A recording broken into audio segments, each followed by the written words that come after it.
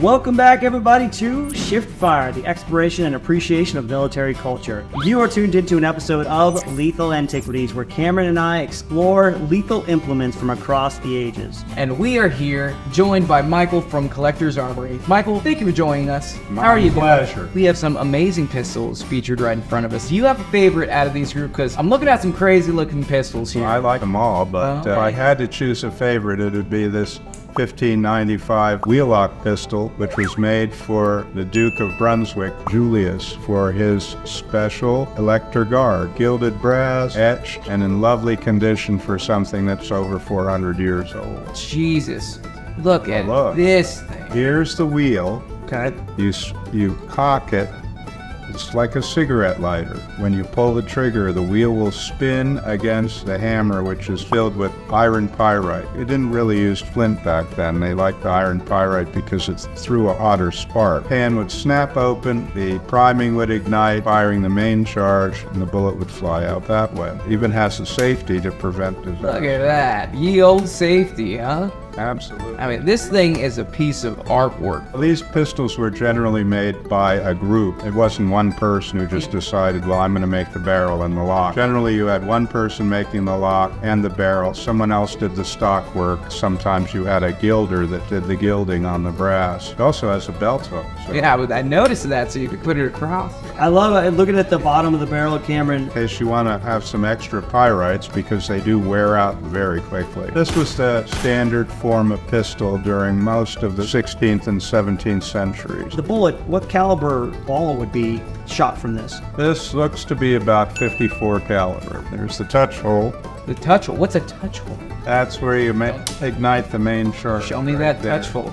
Oh, nice. You could see in there where the sparks would fly and then go into the chamber where the powder would be. And when you put the powder in, you can push this and it'll snot shut. And then when the wheel is turned all the way, pull the trigger, this will go forward automatically, ignite the priming powder, and fire the charge. It's German, Brunswick. It even has its original ramrod. Michael, what do we got here, my man? You have the principal and most desirable weapon of the Union Army during the Civil War. This is a Colt 1860 Army revolver, 44 caliber, 6-shot. It was inspected by the United States military inspector. These guns were regarded as the most desirable handgun during the Civil War by both sides. Samuel Colt, being the great entrepreneur that he was, managed to sell his revolvers to both sides until people accused him of supporting the Southern cause, at which point he stopped shipping, which made, of course, the Confederates unhappy because this was the best revolver available. From this came the famous Colt single-action Army. It's easy to take apart. You just knocked out the wedge, hold the barrel, easy to clean,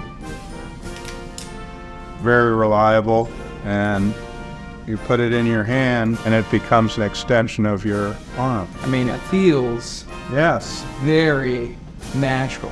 Loading procedures for this pistol. Time consuming? No, they had paper cartridges. Paper cartridges. It was a combustible paper which was soaked with potassium nitrate, and then there was powder in the cartridge, and then a ball, lead ball or lead conical ball. Some people were fortunate enough to get one of these, and other people ended up with much more awkward and less useful revolvers. The only revolver that comes close to this is the Remington 1858, which is a solid frame in terms of just fitting your hand and becoming a natural extension of your arm. This was impossible to beat. This is the gold standard. Perfectly said. Yes, it is the gold standard. How rare are these pistols nowadays? Good ones are difficult to find, and honestly, even those that have been heavily used are difficult to find, especially at a reasonable figure. And what would that type of figure be?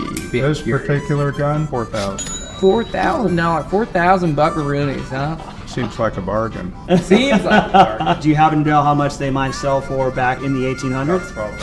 $12.50. This tiny little pinfire revolver was favored by the French gangsters called the Apache. And this one has ivory grips, it's fully etched, very convenient for the pocket. What's the caliber for this one? 6 millimeter. What's on the front here? This front turns, and that's how you take the whole barrel cluster out. And that's for cleaning and maintenance for the Yep, pistol. cleaning and maintenance, and then you load it through a little loading. Yeah, I love that. The only one I'm familiar with is, what is it, the Derringer? The other little small... Derringers are always considered to be single shot, although the Remington is a two-shot, a very famous Derringer.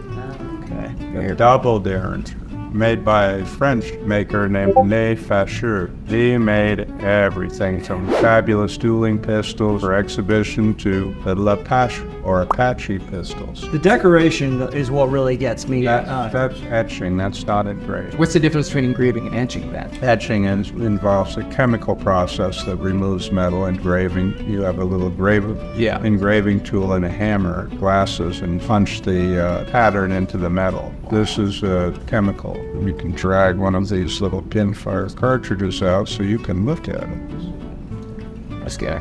Here's the little pin. That gets punched down, and there's mercuric priming inside, and then that ignites the powder, which makes the conical ball fly out.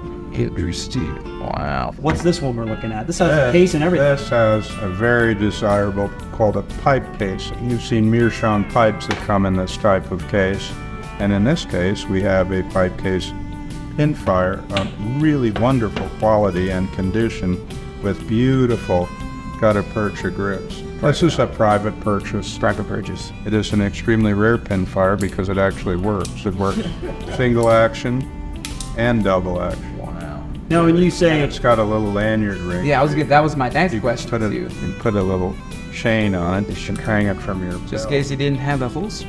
This is an open frame, and this is a solid frame. Solid frame. It's more sturdy. Oh, it goes over the top of the cylinder. Holds the whole thing together. Does that make it a more reliable pistol? Oh, I would definitely rather be carrying that than this. How would you reload this? I'm looking at it. I'm not sure how to take it apart. Would it come apart easily? What, to pull it apart? Oh, no. Oh, there we Easy to go. load. Oh, okay, there we go. Pulling it apart, you'd have to pull out the base pin, which will also come out. But it loads right through, just like its little brother or little sister, as the case may be. It's a nice big one. It's a 9mm. And this is just a leatherwork case, huh? It's wood, Wood. covered with Morocco leather and lined in silk. This was actually contemporary with the 1860 Army. It's the Hammond Bulldog. Hammond And Bulldog. it's a very heavy single-shot pistol. What's the caliber on that?